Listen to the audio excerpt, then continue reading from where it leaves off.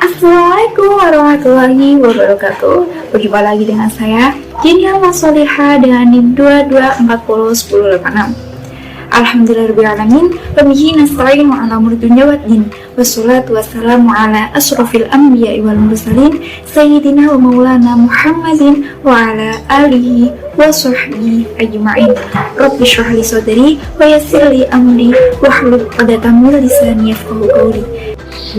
Oh ya, sebelumnya terima kasih kepada Ibu Farihah Lailatul Maghfirah, Magister Ekonomi selaku dosen pengampu mata kuliah Fikih Muamalah pada kelas A semester 3 Ekonomi Syariah kali ini. Oke, saya akan menjelaskan terkait perikatan dan perjanjian atau sering kita sebut dengan istilah akad. Saya akan menjelaskan terkait pengertian, rukun-rukun, syarat-syarat, macam-macam, serta konsekuensi yang telah terjadi dari yang telah dilakukan oleh akad tersebut. Terus selanjutnya, nanti di akhir video insya Allah saya akan memberikan contoh gambaran terkait akad-akad yang baik. Oke, dalam bahasa Arab, akad berasal dari kata akoda yang berarti mengikat. Ada penggalan hadis yang berbunyi irtibatu ya bin biqabulin ala wajhin masyru'in yasbutu atharahu fi mahali.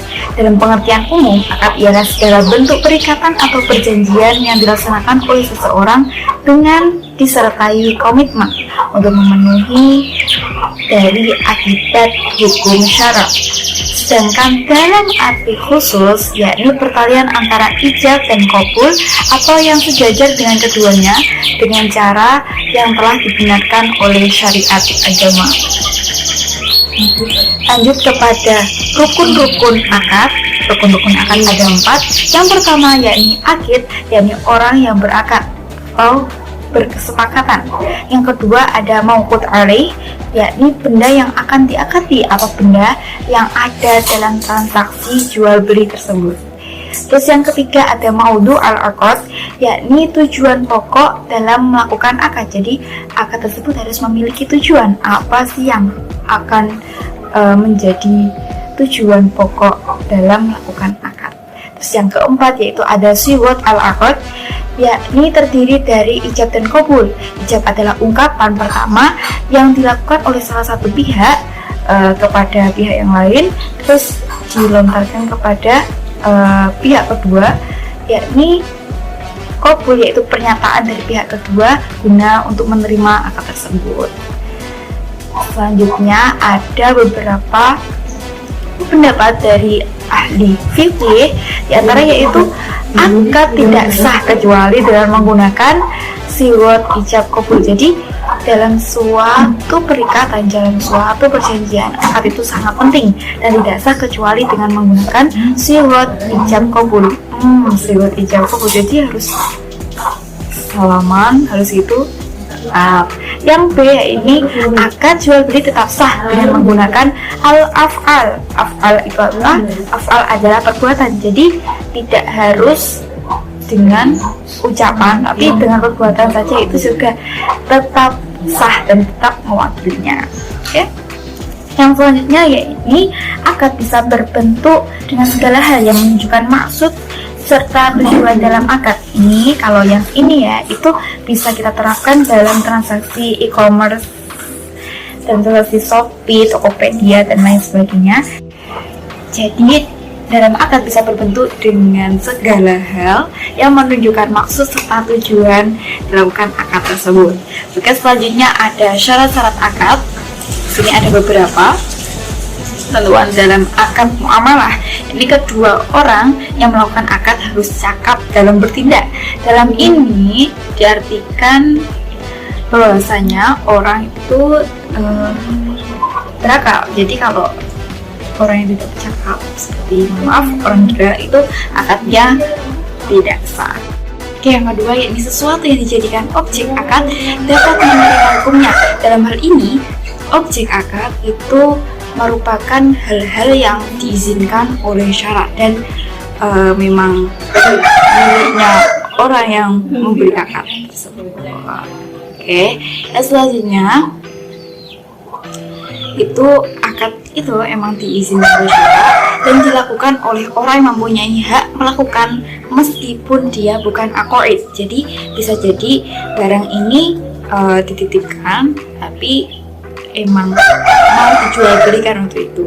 Jadi dia diberi amanah untuk melaksanakan akad tersebut, itu bisa. Terus yang keempat ada bukan termasuk jenis akad yang dilarang. Terus yang kelima, akad dapat memberikan faedah atau manfaat bagi kedua belah pihak tadi. Oke, yang terakhir yakni ijab harus berjalan terus. Dalam artian ijab tidak sah jika dibatalkan sebelum adanya qabul. Jadi ijab dan qabul itu harus berjalan seiringan, jadi langsung. Oke, selanjutnya ada macam-macam akad. Ada beberapa macam-macam akad di sini. Berdasarkan keterangan dari ulama fikih yang tentang ketingkatan akad terbagi menjadi dua. Yang pertama ada akad sahih dan akad tidak sahih. Akad sahih ini akad yang telah memenuhi rukun dan syarat-syarat yang telah ditentukan. Berkebalikan dengan akad tidak sahih, yaitu akad yang kurang memenuhi rukun atau syarat-syarat yang telah ditentukan tadi. Samping ini akad sahih dibagi menjadi dua, yaitu akad nafis dan akad mauquf. Akad nafis yakni rukun dan syaratnya tidak terdapat penghalang untuk melaksanakannya. Sedangkan akad mauquf itu dilakukan dengan orang yang saling cakap dalam berinteraksi hukum, yakni orang-orang yang sudah mumayyiz. Oke, dalam akad tidak sahih yang kedua tadi dibagi menjadi dua juga. Yang pertama ada akad batil. Akad batil yakni akad yang tidak memenuhi salah satu rukunnya atau ada larangan yang langsung dari syariat. Ini biasanya mungkin salah satunya kurang cakap dalam bertindak hukum atau satunya kurang memenuhi kriteria syarat tadi. Oke, yang kedua ada akad fasid, yaitu akad yang pada dasarnya disyariatkan namun sifat yang di akad 3 itu tidak jelas. Oke, dalam macam-macamnya akad sangat banyak sekali. Di antaranya seperti akad musyarakah, akad wadiah, wakalah, kafalah, qard, hawalah, rohan, ijarah, ada akad salam, akad istisna, mudharabah, dan lain sebagainya. Oke, yang pertama ada akad musyarakah ya. Akad musyarakah itu merupakan akad antara dua orang yang mengumpulkan modal bersama untuk usaha tertentu, di mana nantinya keuntungan tersebut dibagi merata antara dua pihak. Terus yang kedua ada akad wadiah, di mana salah satu pihak menitipkan sesuatu atau barang kepada pihak kedua yang selanjutnya dikelola oleh pihak kedua tersebut. Biasanya bisa dilakukan terkait dengan rekening-rekening giro dan lain sebagainya. Terus yang ketiga ada akad wakalah kan. Akad wakalah sini seperti pemberian barang impor yang antara perwakilan salah satu pihak dengan akad lainnya, yaitu biasanya sering diterapkan dalam pembuatan letter of credit. Tidak saya jelaskan semuanya, beberapa atau kalau akad ijarah itu seperti akad sewa menyewa. Oke, dari akad salam itu bisa sering banget diterapkan dalam bidang pertanian, atau kalau kita biasanya menggunakan akad salam ini dengan mode Shopee. Jadi yang bayar dulu baru barang akan dikirim. Dan yang terakhir ini akad dan konsekuensi hukumnya. Akad dalam bermuamalah telah menjadi sarana pertukaran barang antara penjual dan pembeli. Jadi penjual mendapatkan uang yang didapatkan dari menjualkan barangnya, terus penjualannya, terus pembeli mendapatkan barang sebagai konsekuensi dari memanfaatkan barang pembeliannya. Terus jadi perpindahan hak dan kewajiban antara penjual dan pembeli terkait akad tersebut. Oke. Jadi konsekuensinya pertama ada pembinaan kepemilikan, yang kedua ada manfaat dan kerugian barang. Sebagai konsekuensi langsung dari ketentuan yang pertama, maka segala manfaat barang setelah akad penjualan menjadi hak pembeli gitu. Dan kerusakan itu menjadi tanggung jawab pembeli semua. Menjual kembali atau menjadi resell itu menjadi tanggung jawab pembeli juga. Jadi silahkan mau menjualkan kembali atau tidak, itu menjadi hak seorang pembeli. Selanjutnya tidak dapat membatalkan penjualan atau pembelian. Dalam hal ini tanpa adanya izin antara pihak satu dan pihak kedua, dan selama hal ini berlaku tidak ditemukan cacat atau tidak ada kecurangan, itu tidak bisa membatalkan penjualan atau pembelian. Yang terakhir, bebas menentukan harga jual. Konsekuensi yang terakhir yakni akad jual beli itu berhak menentukan berapapun harga jual dari suatu barang dan bebas memasang batas nilai keuntungan yang telah dia kehendaki. Oke, untuk videonya slide selanjutnya.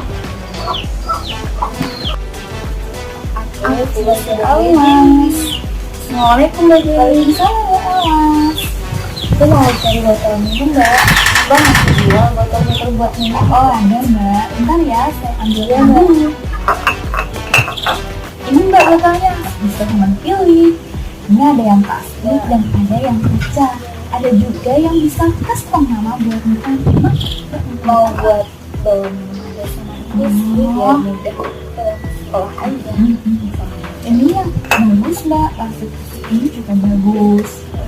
Tapi kalau kalang sini itu bisa mereot, jadi harus hati-hati. Kalau kacanya hati-hati sih, itu juga lebih banyak. Yang ini aja deh mbak. Aku mau jual. Kalau mau di sini mbak. Mbak. Jadinya berapa ya mbak? Jadi totalnya 25.000 ya mbak? Oh oke. Kalau bayar pakai barcode bisa mbak? Gak apa-apa, bisa. Oke belum?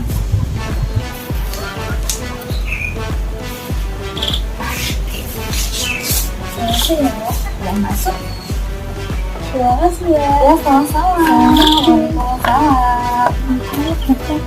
Oke, jadi itu tadi video yang telah mempraktekkan bahwasanya telah memenuhi rukun dan syarat akad, yang mana telah memenuhi adanya penjual dan pembeli, yang kedua adanya barang yang telah diakati, terus yang ketiga adanya ijab kabul antara penjual dan pembeli, dan yang terakhir tentunya ada tujuan serta manfaat yang terjadi dari akad tersebut.